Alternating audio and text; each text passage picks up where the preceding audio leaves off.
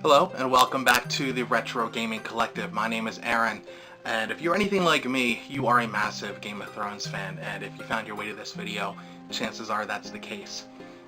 So we're kind of in that period now where we're in between. We just finished Season 7. There's no new books out on the horizon. So I was kind of thinking of some things to kind of fill that Game of Thrones void for us. Now, me personally, I am currently rereading the books for like the second or third time. I'm just about to finish book 4, and then I'll start book 5 probably tomorrow at some point. But then once I'm done that, I was thinking that there's really not too much else out there to kind of fill that void. So I wanted to think of some games that can kind of fill that void for us until Season 8 comes out, or whenever George R.R. Martin finishes up book 6. Yeah, book 6. So I came up with a couple games here. I do want to get the obvious ones out of the way first. I'm sure if you are a Game of Thrones fan, you've probably seen these games before. But to start, I wanted to show you the Game of Thrones Telltale series game. Now, I seriously cannot recommend this game enough. If you are a Game of Thrones fan, if you like the Telltale series games, I personally played this one. I played Wolf Among Us. I played both of the Walking Dead games. I mean, this is just an outstanding series. And basically, the way this game works, it's episodic. So there are 6 episodes, and it's kind of set up like the show.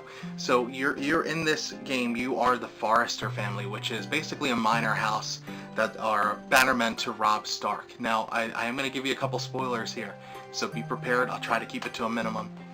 At the start of this game, you are at the Red Wedding. You're kind of outside. Now we only, as viewers, only got to see the inside of the whole event, and you get to see a little bit more of what was going on in the surroundings. That's really why I like this game, because it does coincide. It goes along with the events in the book, but you don't experience them the way that you did in the book and the series. You do also get to see the Purple Wedding from afar. Now, the Forrester family is kind of set up like the Starks as well. So you have Lord Forrester, you have his children, a couple of his sons. You do actually play as 3 of his sons. You play as one of his daughters. And then you also play as one of the kind of minor house characters. But it's really cool. You get to see some really interesting places. You get to see a lot of the main characters as well.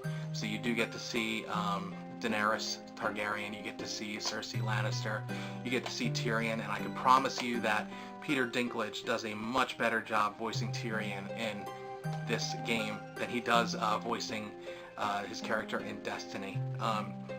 So keep that in mind as well. You also get to see Marjorie Tyrell. So it's really a very cool game. You get to see Jon Snow as well up in the north. So you really get to see top to bottom the Game of Thrones universe. So again, I cannot recommend this enough, the Game of Thrones Telltale series. Now, there is another Game of Thrones game, and this one I cannot recommend to you. This one's actually just called the Game of Thrones. It came out a little bit earlier. This is, you're basically 2 different characters in this. You play as a... both were soldiers in Robert's Rebellion, if I remember correctly. It's been a while since I've played this. But one is a Red Priest, and one is just getting started in the Night's Watch. Now, you do get to see a lot of the Game of Thrones universe. You kind of get to see some of the, some of the lesser characters. Jeor Mormont makes an appearance in this game. You get to see Cersei in this as well, I believe. I remember seeing Lord Varys at one point. So, while I can't recommend this game to you, if you do need something Game of Thrones related to kind of get you through, this game will do it. It's not a great game by any means, but it's Game of Thrones, and if you're anything like me, I'm definitely a Game of Thrones addict. So when this came out, I had to get it. I had to try it. So can't recommend that, but do with that what you will. The next game that I wanted to talk to you about, and this is actually the first game that I thought of when I wanted to make this video. This is actually, it's Skyrim. And I know this one's kind of obvious. Skyrim is just, when I was making this video, I wanted to think of games that have very expansive lore and a lot of things going on, because obviously, as we know, the Game of Thrones books, the universe, the show, there's just so much information out there. And I, for one, I'm a detail man, so I like to know kind of what's going on in the background. And spoiler for the show if you haven't seen season 7, getting to see Rhaegar Targaryen marry Lyanna Stark finally was, very rewarding for me. I thought it was really cool. And that's why I thought about Skyrim, because again, there's just so much to do in this game. There's so many different so many different places you can visit, so many different strongholds and castles, and of course there are dragons. So I wanted to show you this, because I did get the legendary version of Skyrim back in the day when it came out, and this is actually my Alduin statue. Now, the one thing, the real big difference between Game of Thrones and Skyrim is there are a lot more dragons in Skyrim. So in Game of Thrones, we get to see Rhaegal, Viserion, and Drogon. We do get to see some of the skulls of the other dragons, like I think it's Balerion the Dread or things like that. But there are a ton more in Skyrim. Now, I also wanted to mention this. If any of you are interested in reading or looking at this, George R. R. Martin also put out a book called A World of Ice and Fire. And basically what it is, if you're familiar with the works of Tolkien, Tolkien also had, his son published the book after he passed away, called The Silmarillion. And it basically is like a history of the hobbits and everything with Lord of the Rings. The history of the lore and the background. And A World of Ice and Fire is kind of the Silmarillion of the Game of Thrones universe. You learn about some kind of faraway places, some places we haven't seen in the show. Hopefully we do someday. The reason that I mention this is he wrote about a continent called Sotheros. Now, Sotheros is kind of this primitive continent that we obviously don't get to see. I don't even think they mention it in the show. But basically, there are tons of beasts running around. They don't have any dragons, but what they do have are wyverns, which are pretty similar to dragons, and maybe we'll end up seeing some of them in the future. But wyverns are basically dragons that do not breathe fire and have 4 legs. So as we can see with Alduin here, just like the dragons from Game of Thrones, he's got his 2 legs there, and then basically kind of walks around on his wings. So I thought that was a cool little tidbit, and I wanted to mention it to you guys. Again, that's called A World of Ice and Fire. Very, very cool book. The next series that I wanted to talk to you about, and this is really the last one, I wanted to talk about the Dragon Age series. Now, this game, I'm actually replaying it right now for probably the 30th time. It again is just a game that is extremely expansive. There are so many different things going on, so many storylines, so many different things that you can follow. Now, what's cool with this is there are actually, I want to say, 6 different origin stories. You can start as a human, a dwarf, or a I don't remember what they call them. I think it's like a ranger or something like that, or a mage, or no, excuse me. It's a human, a dwarf, and an elf. I was moving too fast. And then you can pick from a mage, like a warrior type, and then a ranger. Sorry about that. I'm currently playing as a human mage, because I've never really played mage characters.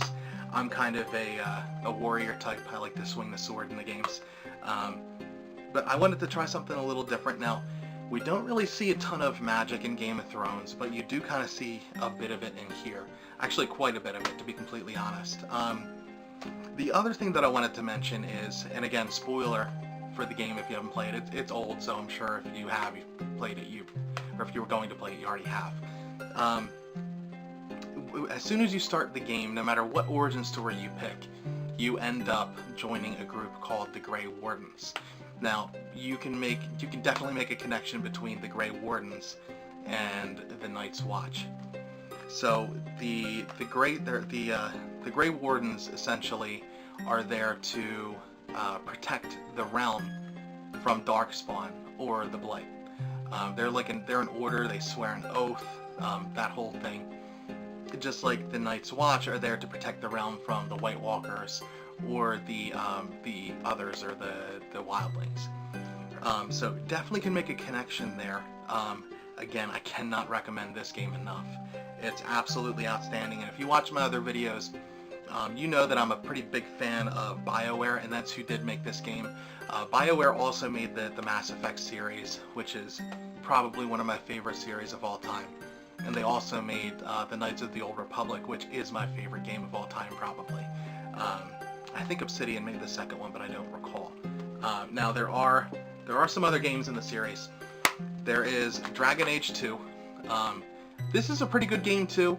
It doesn't really resonate with me as much as Dragon Age Origins, but still definitely a good game.